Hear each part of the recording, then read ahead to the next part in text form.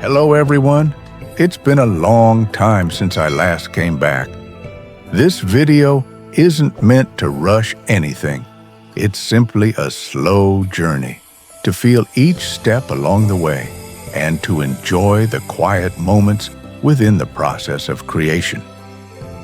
When dry clay touches water, everything begins to change quietly.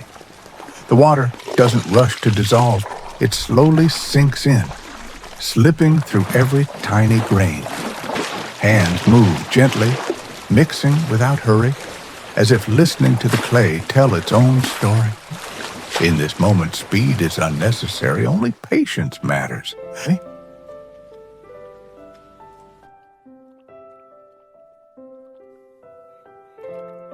When movement comes to an end, the clay begins to settle. What is heavy returns to the bottom. What is excess drifts away. Time rearranges everything in silence, without needing guidance.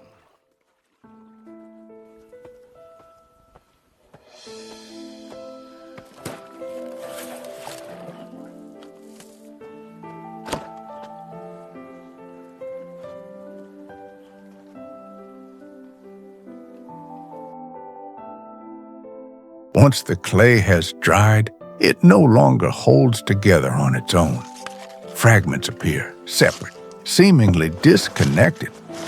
But separation is not the end. Each heavy strike is deliberate, not to destroy, but to remind the clay of its unity. Slowly, piece by piece, the clay begins to come back together, stronger than before. The clay is divided into smaller portions, each one measured not by tools, but by experience. As the wheel begins to turn, everything finds a rhythm. Not fast, not slow, just steady enough to let the hands and the clay speak to each other. From a formless mass, shapes slowly begin to emerge. A teacup takes form, simple, quiet, meant to be held gently. Then comes the teapot, its body forming first, followed by the lid that completes it. Nothing is forced. Each curve appears when the clay is ready. And when the shaping is done, there is no rush to move forward. The pieces are left to rest, to dry, to settle, allowing time to finish what hands have started. At this stage, 2 teapots take shape, along with their lids, each piece formed quietly, with intention.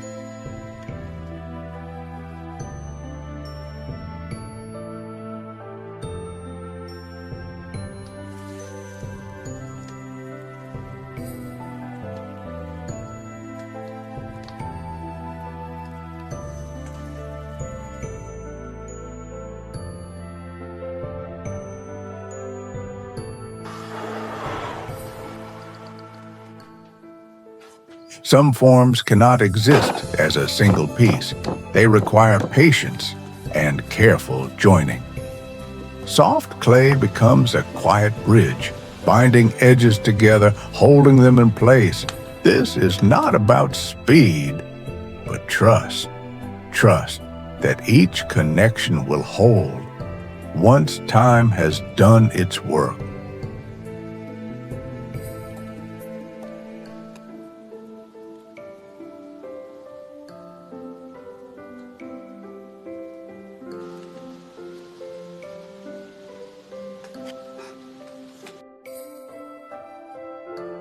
Once the clay has firmed up, the focus shifts to refinement. This is where roughness begins to disappear, not all at once, but gradually, through repeated, gentle movements. Each edge is examined, each surface slowly worked, until sharpness gives way to softness. The hands move with care, not to change the form, but to understand it. Every stroke removes only what is unnecessary, revealing a clearer shape beneath. There is no shortcut here. Smoothness comes from patience, from attention, from allowing time and touch to work together. By the end of this stage, the pieces feel quieter, more settled, as if they are finally becoming themselves. At this stage, the teapot begins to ask for balance, not only in how it looks, but in how it will be used. The position of the spout is carefully considered, not guessed, but felt. A straight wooden ruler rests lightly against the body, helping the eye find alignment, helping the hands decide where to begin.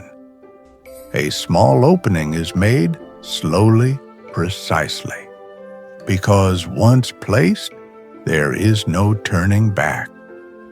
Balance, once set, defines the life of the teapot.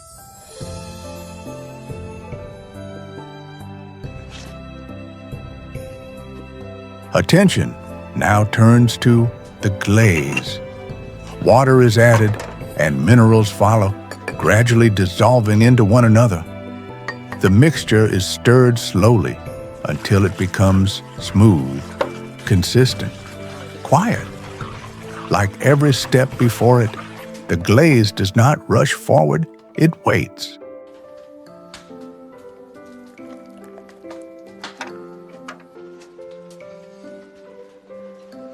Glaze touches the surface for the first time, beginning from the inside, where tea will one day rest.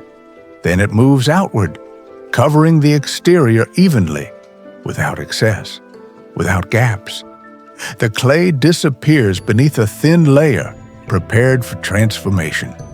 Once finished, the pieces are left alone again, to dry, to settle, to prepare for fire.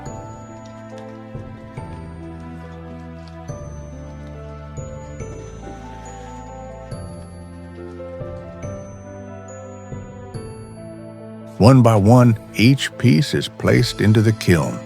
There is intention in every movement, care in every pause.